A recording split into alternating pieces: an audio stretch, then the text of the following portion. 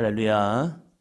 오늘 하루도 주님의 은혜가 함께하는 귀한 삶이 된 줄로 믿습니다. 주님께 가까이함이 더욱더 아름다운 복이 된 줄로 믿습니다. 오늘 사도행전 4장 말씀입니다. 4장 1절 2절입니다. 사도들이 백성에게 말할 때에 제사장들과 성전 맡은 자와 사두개인들이 이르러 예수 안에 죽은 자의 부활이 있다고 백성을 가르치고 전함을 싫어하여. 아멘. 복음을 전하는 것, 이것을 싫어하는 사람들이 있습니다. 예수님의 십자가와 부활을 전할 때에 그것을 다 좋아하는 것은 아니죠. 싫어하는 사람도 있죠. 복음을 전하는데 싫어한다. 왜 그럴까? 무엇 때문일까? 교회가 복음을 전할 때에 세상 사람들이 싫어할까? 아니면 교회 안의 사람들이 싫어할까? 지하철에서 한때는 예수 전당 불신주 하면서 복음을 전하기도 하였습니다. 어떤 사람들은 예수님 믿으세요 하면서 전하기도 하였습니다. 길거리에서 전도지를 주면서 복음을 전합니다.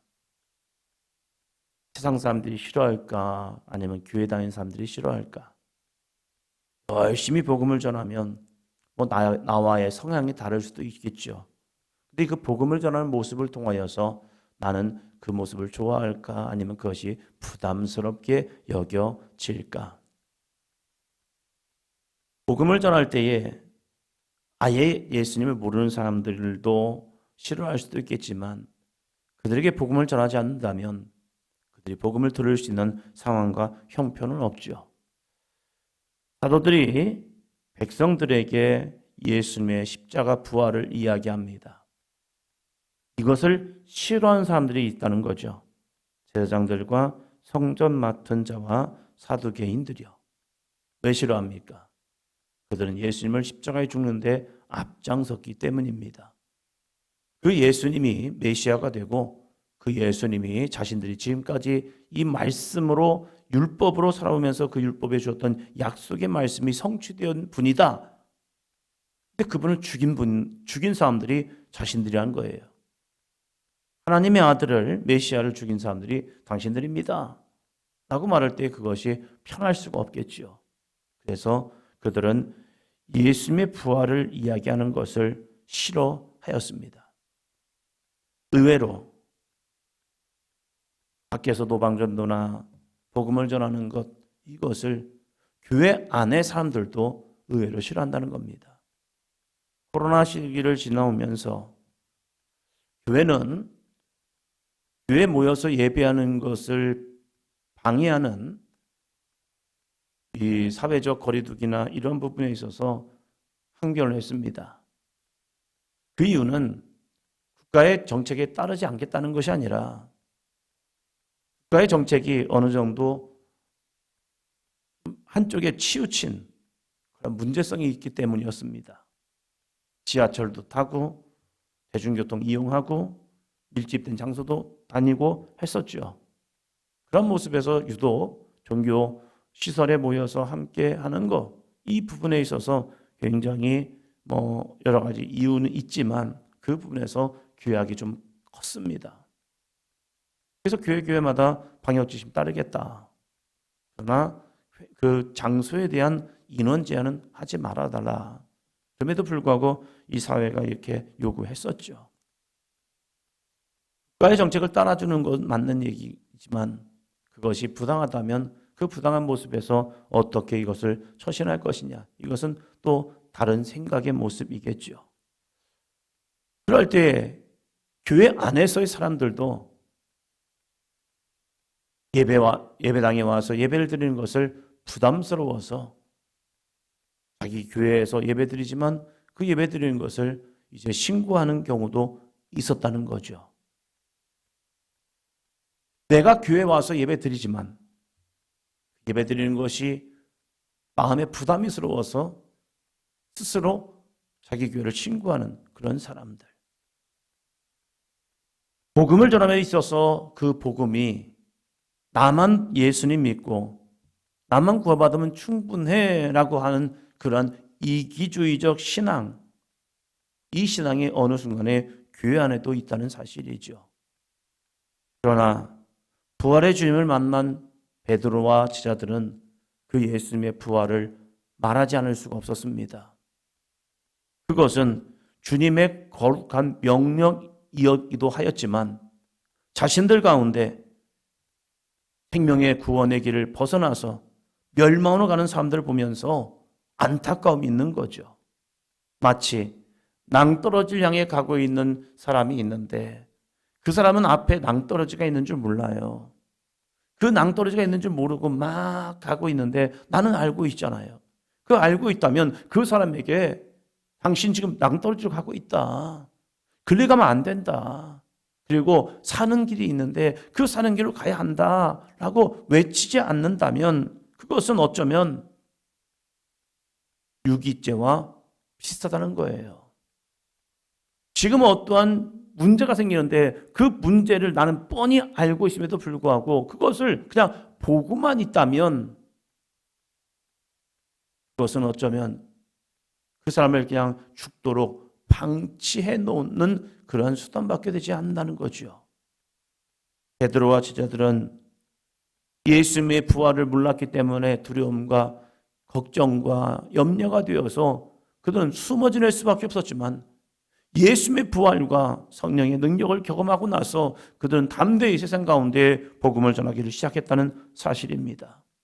우리 가운데도 십자가와 부활이 있다면 우리는 그 예수님을 전해야 하죠. 어제 하나의 그 실천 과제가 주변에 있는 사람들에게 예수님을 전해봅시다. 이 부분이었죠. 그래서 어제를 지나면서 나는 누구에게 복음을 전해볼까? 누구에게 복음을 전할까? 했는데 놀랍게도요. 교회에 한 분이 들어오신 거예요.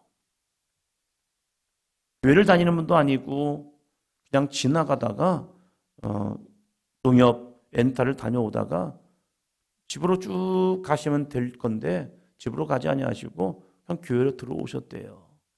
그래서 이름을 여쭤보고 어디 사느냐 여쭤보더니 다 알려주시는 거예요. 그러면서 전도지를 드리고 복음을 전하고 이제 주일날 오셔라. 그랬더니 예전 교회가 있을 때에 몇 번 왔었대요. 그러면서 그러냐 하면서 이야기 나누고 전도지 나누고 또 먹을 거 나눠드리고 같이 있으면서 얘기를 나누면서 복음을 전했던 시간이 있었습니다. 아, 그렇구나. 하나님이 또 할 수 있는 여건을 주시고 또 이렇게 오게 하시고 만나게 하시고 하면서 그걸 위해 기도해 주면서 아, 하나님의 은혜구나. 누군가는 복음을 듣고 싶어하는 마음들이 있고 누구는 싫어할 수 있습니다. 그러면 나는 누구를 따르냐 이거죠. 주님의 일을 할 때에 누군가는 그것을 굉장히 부담스러워합니다. 아, 나 시간도 없고 환경도 안 되고 아, 바쁜데 안 돼요 라고 하는 사람도 있고 어떤 사람은 그럼에도 불구하고 그 헌신과 거룩한 믿음의 씨앗을 심어할 사람이 있다는 거죠. 힘드니까 어려우니까 아, 괜찮아 그러면 당신 하지 마 하고 한다면 어쩌면 우리들이 하나님과 가까워지는 시간을 방해하고 있다는 거죠. 아이들이 공부하는 거 싫어하죠. 너 공부하기 싫어하니까 너 하지 않아도 돼. 그럴 수 있죠. 왜? 인생의 공부가 전부는 아니니까. 그러나 마땅히 해야 할 과정들이 있는 거예요. 그 과정을 지나지 않으면 사회적 성숙한 사람이 되지 못할 수 있다는 거예요. 그래서 그 과정을 힘들어도 어려워도 밟게 합니다. 복음을 전하는 것 이것도 마찬가지죠. 왜 베드로와 제자들은 복음을 전할 수밖에 없냐 이거죠. 외부적 압력이 들어오고 외부적 방해가 있음에도 불구하고 왜 복음을 전해야 하냐? 오늘 말씀입니다. 사도행전 4장 12절.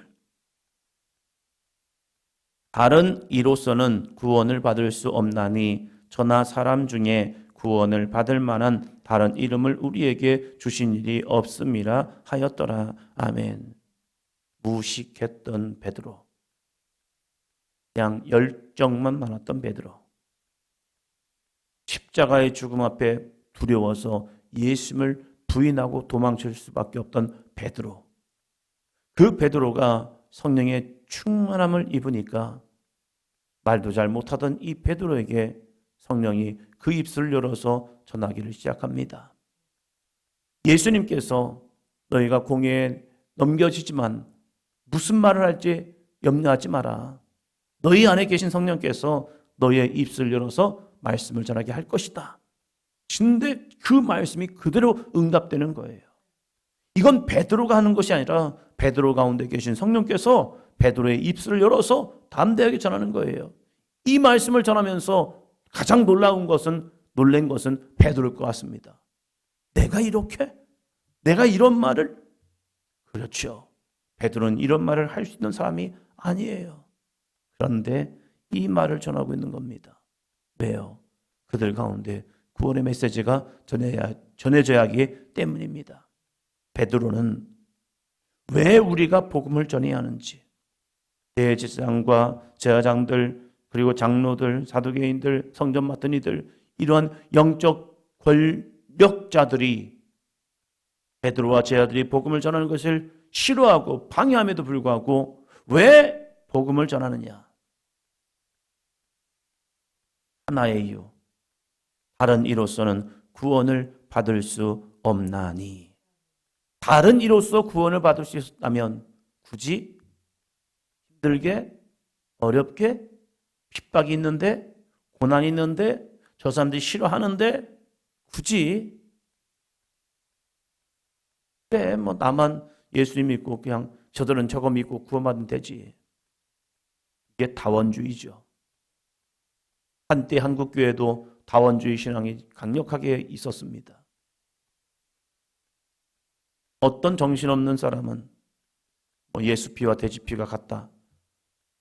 어떤 비유적인 마음 때문에 할 수도 있겠지만 신학자로서 할 말은 아니죠. 그래서 교회에서 출교시켰죠. 그러한 마음을 가지고, 그러한 사상을 가지고 당신은 학생들을 가르치면 안 됩니다. 그래서 우리 감리교에서 출교를 시켜버렸습니다. 당신은 목사가 아니다.